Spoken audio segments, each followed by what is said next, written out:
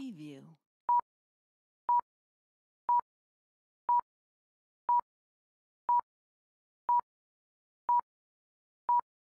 Preview.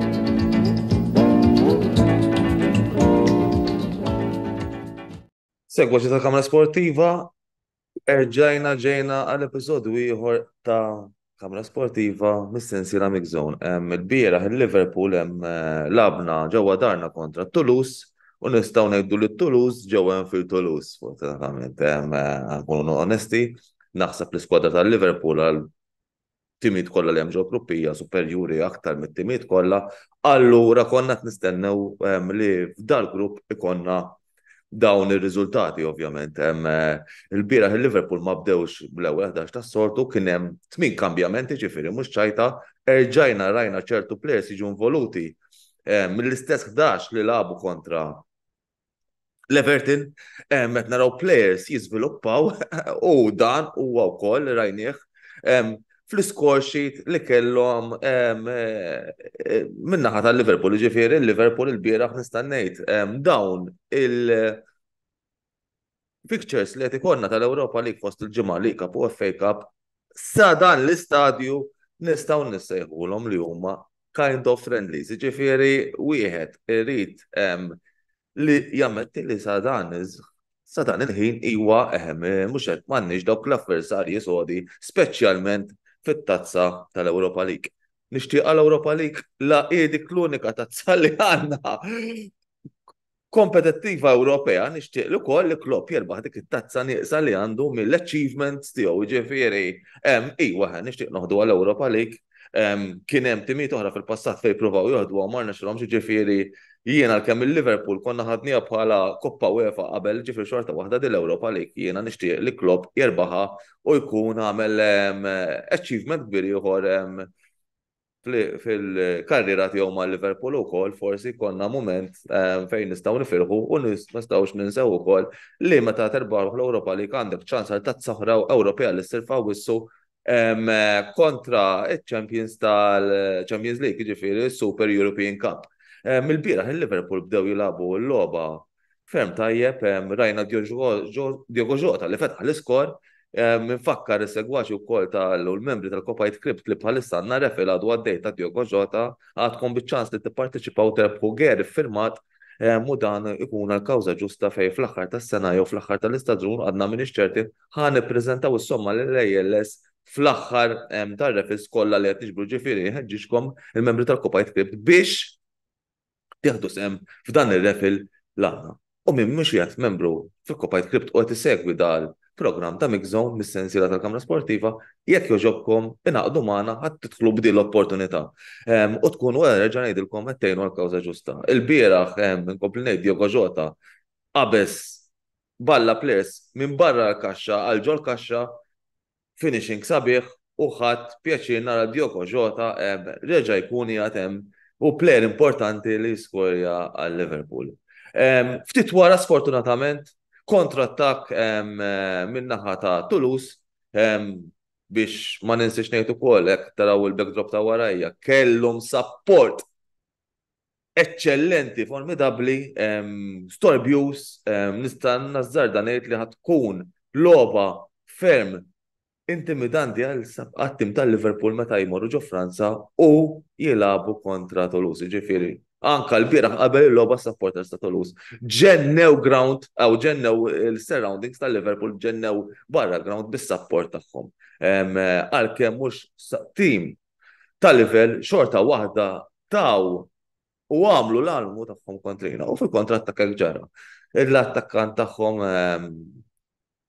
number 9 tela skurja kontra Kelleher ma kienx jaf pożizzjoni għal-ballun, Kelleher li għadu ġej ukoll naħseb minn inġeri Ġifieri, però ma seta' jagħmel xejn kontra l-attak ta' Toulouse. U hemmhekk it-Toulouse x'kien reġa' daħlu fil-logħba, erġajna bdejna niġġieldu nikkombattew biex aħna u niġu minn fuq tar-riżultati ġifieri. U mbagħad hekk ġara fil-fatt Trent Alexander-Arnold, cross tajjeb, daqqa ta' ras ta' Endo, perfetta, u ġejna bl-iskor ta' 2-1. Endo li huwa plejer tajjeb ħafna, huwa plejer importanti ħafna u wieħed għat jaraħ qed naraw jiżviluppa u da qalu klim da l-istess klim qalu wkoll Jurgen Klopp. Iġifieri ejjew ħankomplu naraw it-tim jiżviluppa u jibqa' sejjer il-qudiem. Biex imbagħad il-Liverpool ma waqfux hemm, il-Liverpool komplew jilagħbu l-istil ta' logħba jattakkaw il-ħin kollu, rajna nofs eccellent il-bieraħ Endo improvi ħafna fil-pożizzjoni tiegħu ta' defensive midfielder u Klopp tax jifhem li jekk jibqa' sejjerek ħajħu postu wkoll. Imma però impressjonani l-bieraħ plejer fin-nofs komplut li nemmen jista' jilgħab f'kull pożizzjoni tan-nofs huwa it-21-year-old Ryan Gravenberch. Plejer kbir, jekk ma jkunniex injuries għandna tim tajjeb ħafna, Ryan Gravenberch plejer tajjeb ħafna, jissaq il-ballun faċilment, l-istatatura tiegħu tibqa' tgħinu f'nofs il-ground, ma jiddejjaqx ix-xutja minn barra kaxxa. Il-players u jaqbiżhom peress li huwa plejer tekniku ħafna u l-bieraħ nista' ngħid li jiena li personali man of the match kien Ryan Gravenberch li beda jaqqad in-nofs id-diviża u l-attakk kollha f'daqqa u rajna li hu kien dak il-plejer importanti li żamna fil-logħba. Umbat rajna it-tielet gow tal-Liverpool li kien ilu ġej u Darwin Nunes kwiet minn dak il-plers li prova jiskuja u l-bieraħ huwa it-tielet gowl ġi minn Darwin Nunes. Li Darwin Nunes qed naraw qed jaħdem ħafna fuq il-finishing tiegħu, qed narawh jagħti qalbu għat-tim, mhuwiex plejer egoist u jaħseb għalih innifsu. Fil-fatt il-logħba kontra l-Everton kellu ċans fejn jiskuja waħdu qassam il-Mohammed Salah il-bieraħ prova u kompla jirsisti għat-tim u dawn huma players importanti għal-Liverpool. Ġifieri il-bieraħ Darwin Nunes ġab l-iskor dak li tab wieħed u sfortunatament ftit wara fit-tieni taqsima meta Darwin Nunes għamel ġirja u dribbling eccellenti biex qabeż il-players u l-goaler b'kollox jixxuttja jaħbatlu l-asta u mbagħad fil-mument ġust ikun hemm Ryan Gravenberch li kien ħaqqu jiskujja wkoll kien fl-iskor xejn il-bieraħ skujja il-ballun Ryan Gravenberch sissa kellu żewġ goals minn mindu beda u assist iġifieri Ryan Gravenberch qed naraw players jiżviluppaw 21 sena ma ninsewx huwa wieħed minn dawk il-players li ħajkun hemm għall-futur tal-Liverpool flimkien ma' Darwin Nunes. Darwin Nunes qed jibqa' jaħdem għat-tim jalla nibqgħu naraw skwadra b'saħħitha sfortunatament għandna inġeri li forsi tinkwetana hija ta' Andy Robertson, però wieħed issa irid jiddependi fuq Kostas Tsimikas li huwa team player u jaqbel ħafna ma' tim u nemmen li Kostas Tsimikas għal dawn l-10 ġimgħat li ġejjin ħajkunu li jaqdina nemmen li ħajaqdina fil-pożizzjoni ta' Andy Robertson għalkemm nemmen li nuqqas ta' Andy Robertson ħanħossuh f'nofsi fin-naħa tal-left tal-iskwadra tal-Liverpool on the left wing ġifieri naħseb li ħambatu naqa' għax Andy Robertson huwa plejer li jġor il-ballum jew l-qudiem u jiftaħ il-lob għal plejers ta' qudiem ukoll biex ikunu jistgħu aktar isibu l-ballun fix-xibka. Il-bieraħ mbagħad ma ninsewx kellna plejers żgħar li daħlu fil-logħba kien hemm mument interessanti fejn Toulouse daħallhom plejer ukoll bil-kunjom Magri imma mid-dera huwa plejer Franċiż mhux Malti, x'kien rajt bil-plejer bil-kunjom Magri hekk ġietni l-kurzita biex infittex biex nara minnu. Biex taraw aħna il-Liverpool ma minn narabu Toulouse huwa b'tim li team players tagħhom ma tantx huma known ħafna. Però l-bieraħ ukoll ma nista' ngħid.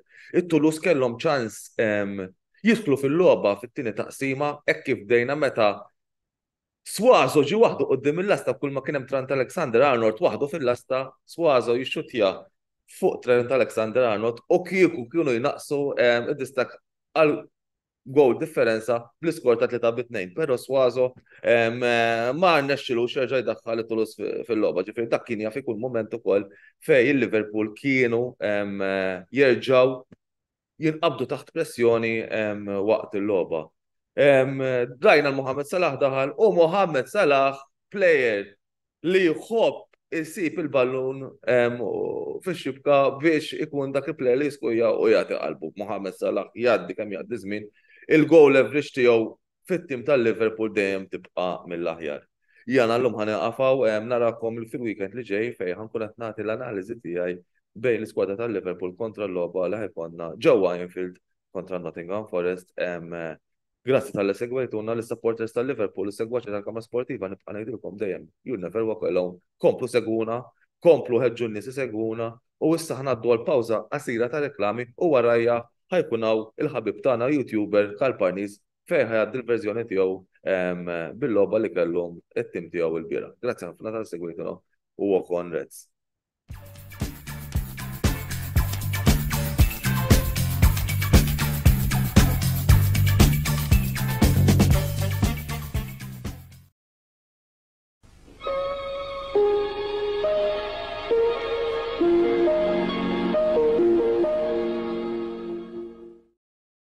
Wasal eluq żmien ommok, missierek, jew xi ħadd minn tal-familja, għandek xi okkażjoni jew xi attività mal-ħbieb u trid issib restorant tajjeb bikel ġenwin u prezzijiet qalbu ta' kulħadd?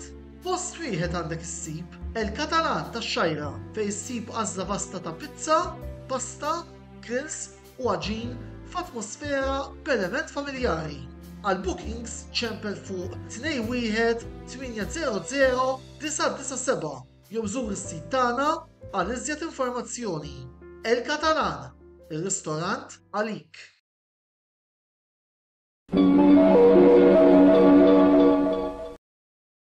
Ħajja tifranka ftit flus fil-waqt li tkompli tixtri bil-kumdità, Game Breaker fetaħ skema li meta inti tixtri online mis-sit uffiċjali tagħhom jew mill-ħanut li għandhom ġewwa bil-Kirkara, int tkun tista' tiggwadanja punti li eventwalment tkun tista' tsarraf fi skonti eċċezzjonali.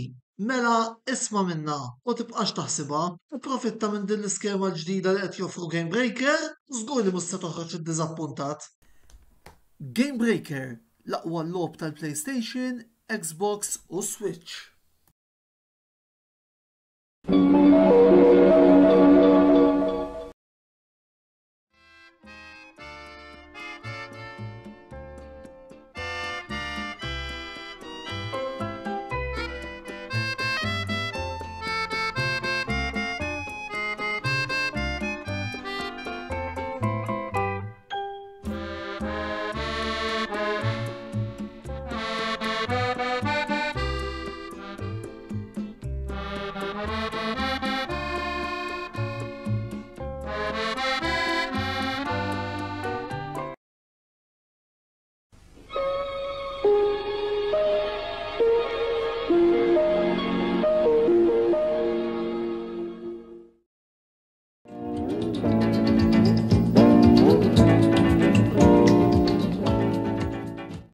Bonġu.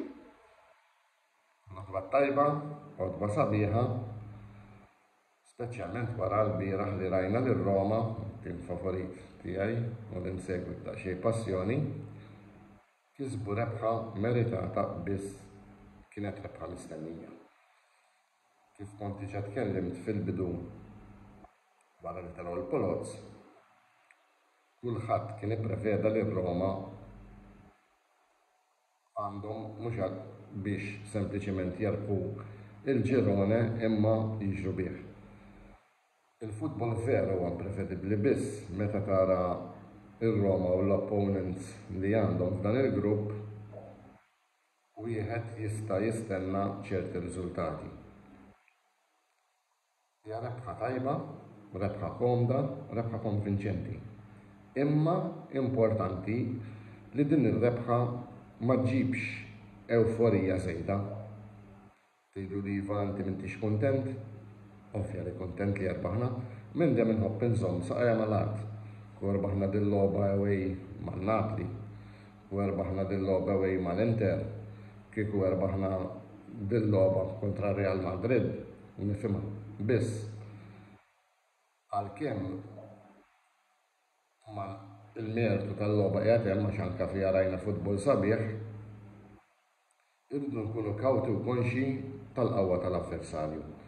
Kif nafu il-kampjonat fir-Repubblika Ċeka mhux ta' livell għoli, mhux xi kampjonat li tqablu speċjalment ma' dak Ingliż, Spanjol jew Taljan, għalkemm il-futbol Ċek ipproduċa plejers kbar bħal Pavel Nedved u plejers oħrajn, biss ma nistgħux ngħidu fuq it-timijiet li hemm preżenti u li dejjem kienu hemm f'dak il-kampjonat u rigward il-livell tiegħu.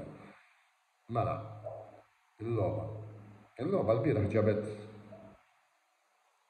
affarijiet sbieħ magħha, fosthom li r-Roma permezz tal-goal stupend ta' Bove wara sempliċement 48 sekonda Roma marru fil-vantaġġ.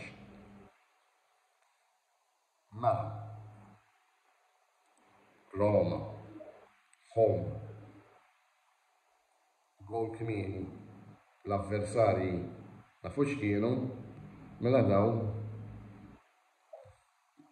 iċ-Ċeki sabu diġà mhux tal-li ħajt sabu muntanja għax meta tilab fl-atmosfera tal-Olimpiku għalkemm dawn ikunu plejers imdorrijin għal dawn it-tip ta' ambjenti, imma li tidħol u ssib għajta waħda jinkoraġġixxu lil-home team hija storja oħra.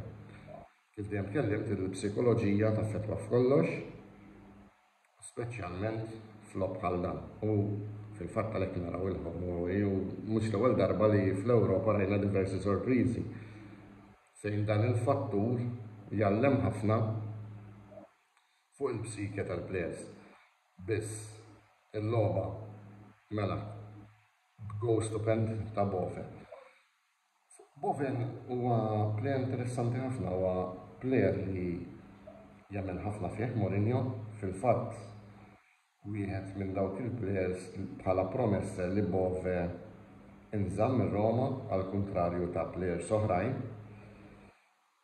Ma tistax ma tgħidx prosi kbira lil Bove l-bieraħ għal kuraġġ li wera, speċjalment tara gowl bħal dak.